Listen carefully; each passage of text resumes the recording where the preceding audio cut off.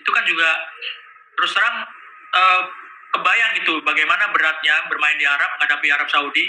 Ternyata Indonesia bisa mencuri gol terlebih dahulu dengan bermain menunggu ya, melakukan serangan balik yang cepat dan akhirnya bisa menahan Arab dengan skor 1-1.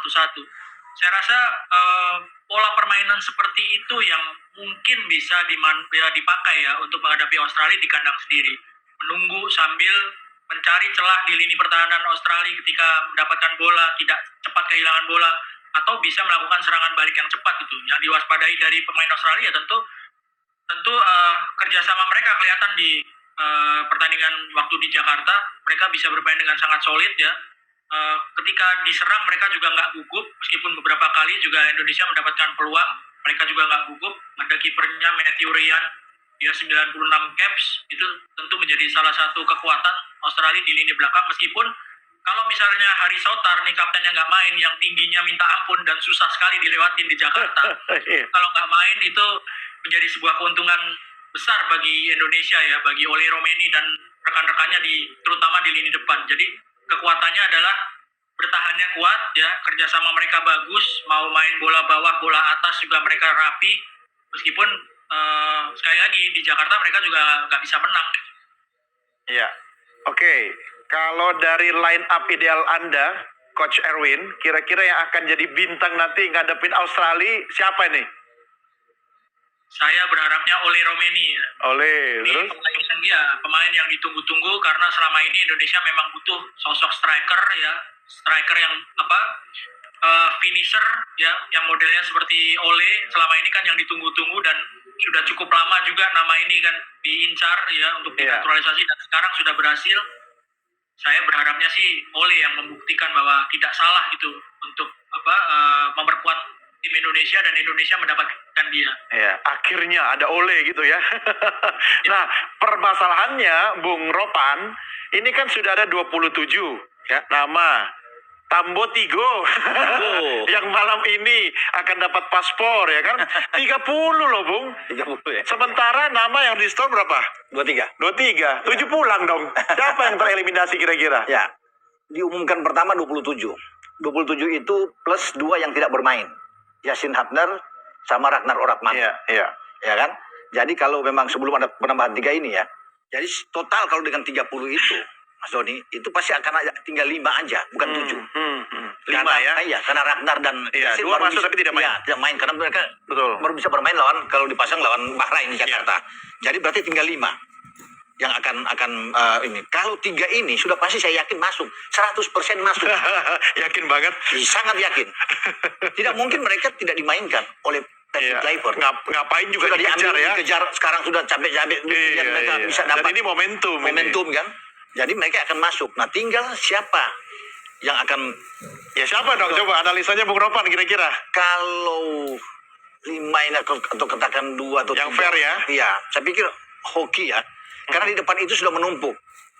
Ada Septian Bagaskara, ada Ramadan Sananta kan, ya sudah ada di depan Ole. Ya. Jadi kalau satu cari hoki yang bisa. Saya pikir mungkin dieliminasi. Satu, oke. Kedua, di belakang itu menumpuk juga. Banyak kan, ada Jai, Mes Hilgers, Jordi Amat, Rizky Ridho di sana kan, banyak gitu pemain belakang. Ada termasuk Natanjo juga bisa bermain belakang, Verdong, Dean James, Sandy Walsh, Sain Patinama, Arhan, ya kan, Kevin Dix, semua kan belakang semua itu. Jadi kalau mau dicari Ferrari masuk lagi ke sana akan menumpuk lagi. Makanya kalau harus ada yang keluar. Ada yang keluar, saya pikir Ferrari yang akan tereliminasi. Iya, karena kan kalau dia percuma juga dia masuk di sana, kemudian pemain belakang itu udah banyak. Kan Ferrari bermain di back tengah. Back tengah itu sudah pasti ada Jai, ada Ridho, ada Mes Hilgers, ada Jordi Amat. 4 cukup. Artinya Ferrari di bawah mereka semua. Ya, iya, kalau bisa bermain kan pasti cadangan. Akan di bawah mereka. Kalau bisa melihat dari selama ini di zaman STY juga begitu kan, mereka akan tersedia. Nah, tidak mungkin lagi ada back tengah masuk di sana untuk menambah jadi 5. Untuk sebuah match melawan Australia. Jadi paling tidak 4 ini. Sementara back-back lain yang bermain di full back, itu bisa juga bermain di back tengah. Verdong misalnya pernah dicoba oleh STY bermain ke back tengah. Nathan Cho bisa bermain di back tengah. Kalau Kevin Dix bisa bermain juga di tengah. Sandy Walsh bisa bermain di back tengah juga. Pernah dicoba lawan Vietnam di Piala Asia. Di Qatar juga dia bisa bermain ke tengah. Jadi semua bisa bermain tengah. Jadi kalau sudah ada Ferrari masuk akan banyak. Ya, bukan Ferrari jelek, bukan, karena sudah dipanggil tim nasional pasti bagus semua yang main. Tapi kalau kan harus ada eliminasi. Harus ada pemain yang harus duduk di tribun. Tapi Makanya- Ferrari kapan bisa naik kelas kalau tidak pernah dikasih laga? Lah iya, karena ini laga yang menentukan. Oh, kita nggak boleh spekulasi. Tidak di boleh sini ya. berspekulasi. Sementara yang di belakang itu bagus-bagus. Iya, iya, iya. Ferrari dan Rido, orang akan memilih Rido. Betul. Sebenarnya Coach Patrick tidak sulit ya untuk menentukan Oh, ya. nggak sulit, malah dia kebingungan, opsinya banyak. Iya, karena ini nama-nama Semua pemain-pemain bagus semua. Ha. Semua bisa tergantung dengan kondisi mereka. Oke. Saat menghadapi Australia siapa yang terbaik, Iya. kondisi yang benar bugar. Iya. Kalau Jai kan sudah pasti El Capitano. Iya. Tidak tergantikan. Tinggal sekarang menunggu Mes atau Rido atau Jordi Amat. Hmm. Kan orang masih melihat sekarang kalau Mes Bulgar, Mes Ilgas yang akan menampilkan Iya, ini. iya. Padahal Rido bagus, kalau lihat dia bikin gol kemarin juga kan mantap. Oke. Siapa lagi nama yang kira-kira akan pulang Saya pikir dua itu, kalau bisa ada yang bisa sementara untuk tereliminasi. Kalau yang nama ketiga misalnya itu akan 50-50 di antara Ramadan Sananta atau Septian Bagaskara. Itu yang bisa kita lihat siapa di antara Apa mereka. faktor penentu dari mereka akhirnya bisa tereliminasi? Ya karena di depan juga kan sudah banyak sementara di depan. Tinggal bisa melihat. Melihat kalau memang mau Tapi dikasih- kondisi semua kalau- sama ya, Bagus fitnya semua. kan? Sudah masuk tim nasional bagus. Iya. Tapi kalau mau diberikan kesempatan seperti apa yang dilakukan STY ketika melawan Bahrain, kemudian Iya. Malik Rizaldi main pertama kali untuk debut dia, bisa saja Bagaskara bermain debut dia pertama kali di tim senior. Karena Bagaskara ini bukan ujuk-ujuk baru pertama kali, di junior juga di U19 sebenarnya dia sudah bermain di U23, dia sudah Iya, bermain iya. tahun 2019 satu caps. Jadi dia sudah pernah ke tim nasional. Iya, iya. Tapi di senior baru pertama kali dia bermain. Nah, apakah pertanyaannya dia akan bisa main seperti Rizali main lawan Bahrain? Itu kan kita akan tunggu. Tapi kalau untuk menggeser Oleh berat. Ya. Oleh akan menjadi pemain nomor 1 ya. Kan Iya. diutamakan. Kan tadi kita sepakat akhirnya Oleh ya kan? Iya dong. Gak mungkin tiba-tiba Dan digeser. pemain pertama yang kansnya besar sekali di antara semua tim di starting 11 kita yang akan Betul. membuat gol ke gawang Australia Oleh. Oleh. Karena memang tugas dia kan mencetak gol. Betul, betul. Walaupun dia tidak murni sebagai pemain nomor 9. Iya, Don. iya, Dia sebenarnya lebih bagus bermain nomor 10. Iya, iya. Itu yang iya. di Oxford saat ini dia bermain Bukan seperti striker beberapa kali, murni ya? bukan murni sebenarnya. Iya, iya. Ya kalau Mauro Silva itu murni. Ramadan Sananta itu nomor 9 bisa main di sana kan. Tetapi sekarang kita butuh Oleh karena dia bisa menjalankan fungsi seperti dia. Iya. Rafael Struijk juga di zamannya STY kan bukan pemain murni nomor 9. Iya, Dia iya, lebih ke iya. flank. Tapi dipakai terus oleh STY untuk Betul. bermain di depan. Iya. Sama seperti Oleh akan bermain di sana. Iya. Dan Oleh lebih bagus secara kualitas. Oleh di atas Rafael. Setuju. Gitu. Jadi dia pasti akan mendapat tempat utama. Iya, berdiskusi dengan Anda berdua kok semakin mempertebal optimisme saya bahwa kita pasti Harus bisa dong. juara. Harus optimis Iya, dong. cuma saya mau tahu dari Bung Erwin sendiri, kira-kira ya 5 nama yang menurut Anda harus pulang bawa ransel ke kampung itu siapa? Dari 30 ini, kan 3 tambah lagi malam ini, 27 tambah 3, 30 gitu. Gimana Bung Erwin? Ya, ada satu kiper sangat mungkin ya. Ya. Antara Nadeo atau Nando. Hernando. Ando. Karena harus bersaing sama Martin sama Emil Audero. Jadi satu posisi kiper mungkin akan tidak ikut dalam 23 nama yang akan dibawa ke Australia. Oke. Ya. Nomor 2 sangat mungkin kemungkinan ya Arhan, Pratama Arhan. Karena di situ kan ada Calvin Verdong, di situ juga ada Shane Patinama. Dan waktu di kepelatihan lama juga Arhan kan juga Iya. mendapatkan tempat sebagai starter ya. Kita harus akui Calvin Verdong itu kelasnya di atas Iya. yang lain kan dari Shane Patinama juga Calvin Verdong kelasnya lebih di atas. Iya, iya. Bagaimana dia stabil dan beberapa kali menjadi team of the week di Liga Belanda itu kan membuktikan bahwa Calvin Verdong susah untuk digeser. Masih ada Shane Patinama dan itu yang menjadi saingan Arhan. Kalau nama lainnya Hoki itu juga sangat mungkin karena beberapa kali dikasih kesempatan di era lalu juga kan tidak bisa mengeluarkan kemampuannya secara maksimal. Saingannya juga bagus-bagus. Ketika tampil di klub juga nggak terlalu bersinar juga kalau Hoki ya dibandingkan dengan Septian Bagaskara. Kalau Septian Bagaskara itu meskipun nggak selalu menjadi starter, tapi dia bisa mencetak 7 gol di klubnya, di kompetisi lokal. Jadi dia punya kelebihan bisa memanfaatkan posisi sebagai pemain pengganti gitu ya. Tapi posisinya juga kalau di tim sekarang kan saingannya berat-berat untuk di lini depan. Jadi Hoki, Septian itu juga nggak mudah untuk mendapatkan tempat bahkan untuk berangkat ke Australia. Ferrari juga saya setuju dengan Bang Ropan. Posisinya juga berat-berat saingannya. Dia di Persija belakangan ini menjadi pemain starter sering gitu ya sama Rizky Ridho. Tapi kalau sudah masuk ke tim nasional, yang jadi saingan dia di posisi bek tengah itu kan pemain-pemain seperti Izes, Ilgers, yang senior juga masih ada Jordi Amat.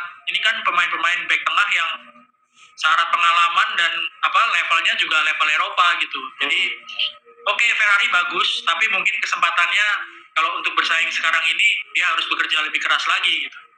Ya, satu nama tadi Anda berdua Ferrari sepakat ya, meski mobil Ferrari dan hoki. Iya, Ferrari dan hoki. Meski kalau mobil itu paling kenceng itu Ferrari ya. Ferrari gitu kan. Jadi tapi nanti dulu ya Jadi Australia. intinya dengan Erwin ini selain Ferrari dan hoki ya ada Nando yang bisa di penjaga gawang. Mungkin saya di back kiri kan full, back kiri itu banyak tuh.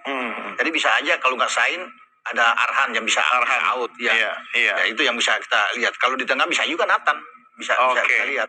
Ya. Nah, ini yang penting juga menjadi faktor penentu ada tim kepelatihan ya. Tadi Anda sudah mengulik soal itu, Bung Ropan. Ya. Tapi direktur teknik siapa?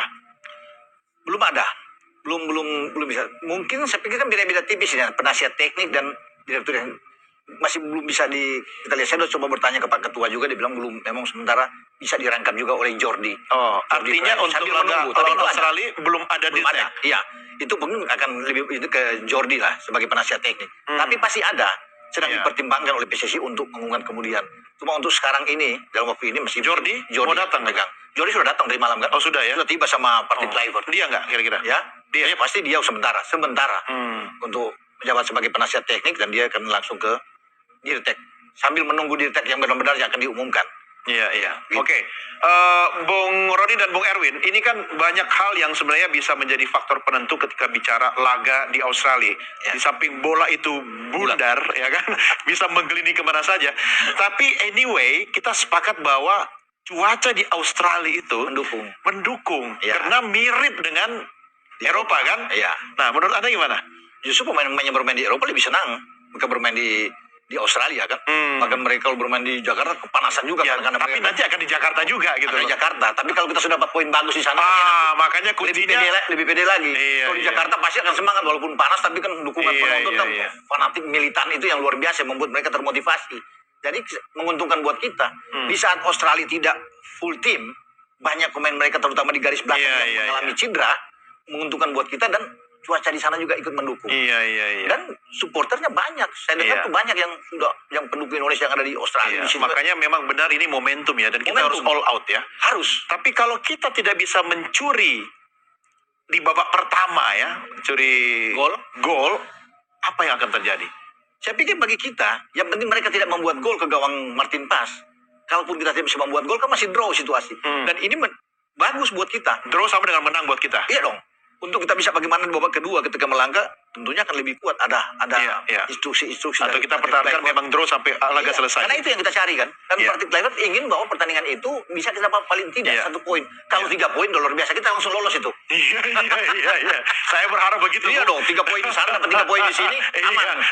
Selesai itu. Iya. Oke, Bung Erwin, apa yang bisa Anda sampaikan kepada pemain timnas kita sama masyarakat Indonesia jelang laga tanggal 20 Maret mendatang? Tidak ada yang mustahil.